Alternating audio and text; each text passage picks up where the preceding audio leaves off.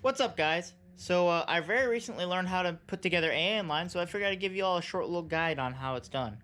So I have my bench vise here. You really don't need the centering tool, but it's nice to have.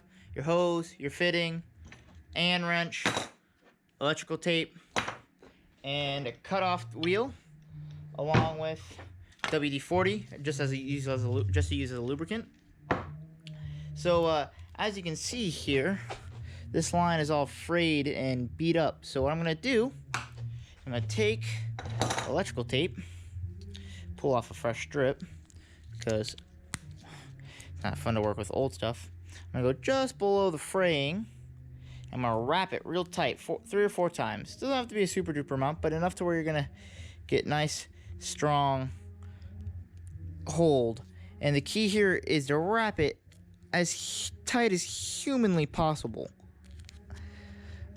Get it real nice and tight. And what this does is when you cut it, it stops the fraying from getting worse. So that's tight there. I'm gonna pull it. All right.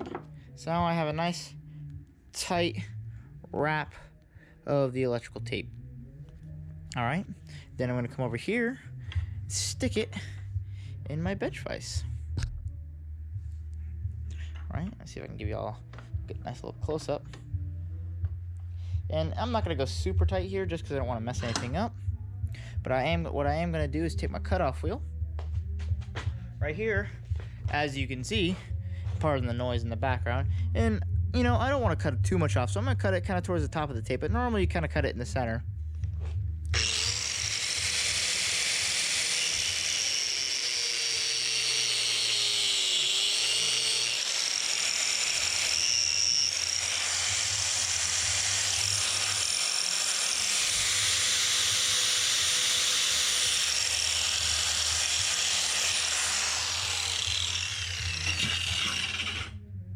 And now our end is nice and cut. And what that tape did is it stopped.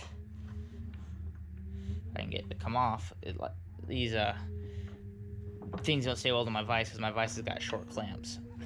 But you can see it kind of kept the fraying down. Now you'll want to clean this out, especially before you use it for the first time. But you know, using it, putting it together isn't the end of the world. Next thing you want to do, take your fitting. In this case, it's a -8 and right here. You want to separate the fitting from the center of the fittings from the compression ring. I don't know the actual names of these, but I tend to call this the compression ring, and this is the center of the fitting. And what you want to do, take your WD-40, squirt just a little bit, enough to get it nice and lubricated. And you're also going to take just a little bit and give it a little dash in there. Nothing crazy. And what you're looking to do, and it's kind of hard to see, right where you see that little shine of light, there's a ridge in there. And it's a pretty thick ridge. And you're just going to want to slip it on to the fitting. Oh, dropped it. Slipped out of my hand. WD-40 makes it kind of slippery. So let's try this again. Come on. You kind of twist it to help get it on there. Your whole goal is to get it to go up flat against. Yep, there it goes. If you look inside the ring, I got my light. Here's my light.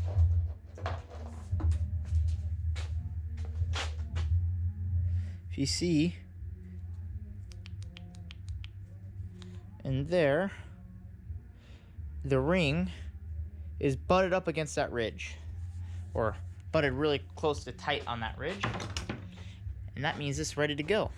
So what I like to do next, take another dash WD-40, just get a little squirt. Again, you don't need much on these. This WD-40 is fairly lubricating, and your goal is to pop this little kind of chamfer section down into the hose and get it started. Now you want to pay extra close attention to right here to make sure you're not pushing the fitting off. You're actually going down into the hose. And another quick trip you can try is you put a little piece of tape there to see if it turned. I'm just kind of leaving my fingers on it and feeling for it. And just want to kind of slowly turn and turn. And you'll feel it start to grab because eventually it gets so tight that you can't actually turn. Yep, there we are. All right, there's that. Next, I'm going to come over to my bench vise. This is where this comes into play. I'm going to take this, and you can get away without using a bench vise and all these fancy wrenches. You can use normal wrenches and just put some cloth wrenches. This is mainly so you don't mar the actual aluminum, so it keeps it looking pretty. We're just going to get it real nice and tight. I'm going to take my adjustable AN wrench. Like I said, you could use a normal wrench or an AN wrench, but this will stop it from getting all sorts of marred. Bring it up and over. Come on. Sorry, I'm trying to get my camera to focus. Bring it up and over.